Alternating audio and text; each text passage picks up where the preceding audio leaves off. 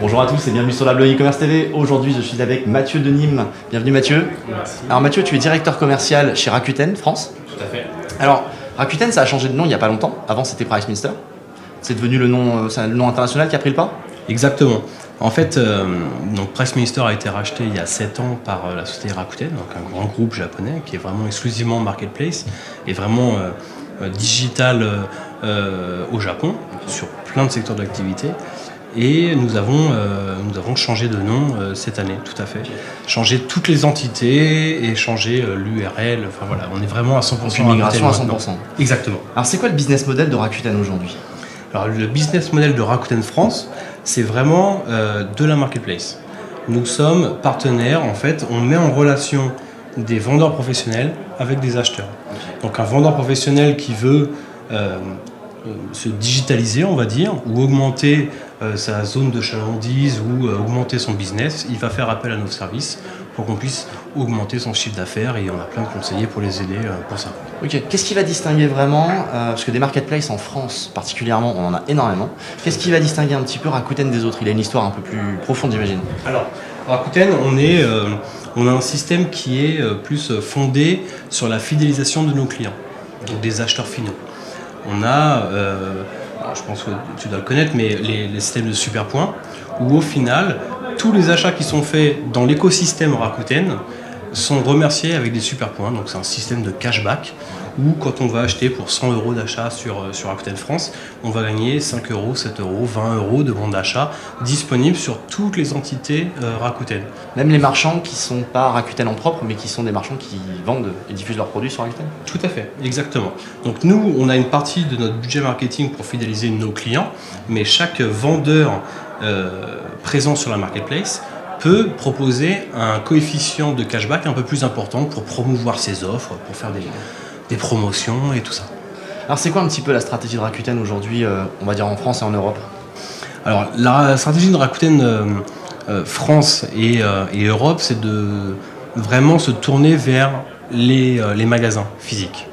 Aujourd'hui, on a signé des gros contrats avec des grosses chaînes de retailers où on les aide à driver du trafic dans leurs magasins. Donc le marché en France, c'est un peu compliqué pour les magasins. Ils ont un manque de trafic, des clients qui vont de moins en moins dans les magasins aller faire leurs achats. Nous, on leur propose de promouvoir leurs offres et surtout de driver un maximum de trafic dans leurs magasins grâce au click and collect notamment. On est les seuls à pouvoir faire ça.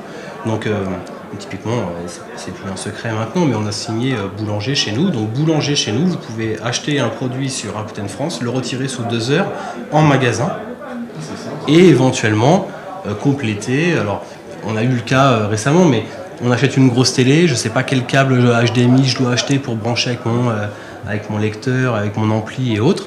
Bah donc ça va générer de la vente additionnelle pour l'enseigne. Et ça, c'est vraiment ce qui a séduit les enseignes. Alors en ce moment, on est en plein cœur de la Paris Retail Week, donc le salon du e-commerce, soi-disant le plus gros salon français sur l'e-commerce.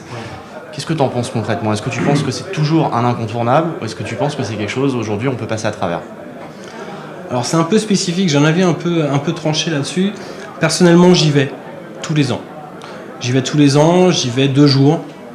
Je passe pas énormément de temps non plus, mais j'en profite pour voir les différents partenaires que j'ai pas le temps de voir au cours de l'année, parce que dans un même lieu, on a pas mal de gens disponibles et tout ça. Donc ça, c'est vraiment les choses. Après, c'est souvent du rappel de business. C'est-à-dire que je vois quelqu'un sur un salon, on se croise 10 minutes, on se dit bonjour, on se fait une petite bise, mais en fait, on va se revoir pour faire du business un peu plus tard.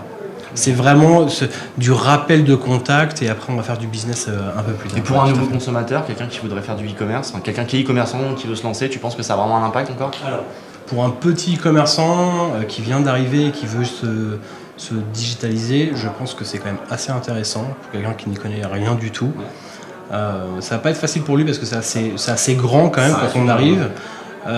Mais il va avoir tous les tenants et aboutissants, que ce soit en termes de marketing, en termes de SEO, en termes de SIA. Il va avoir pas mal d'agences qui vont pouvoir l'accompagner.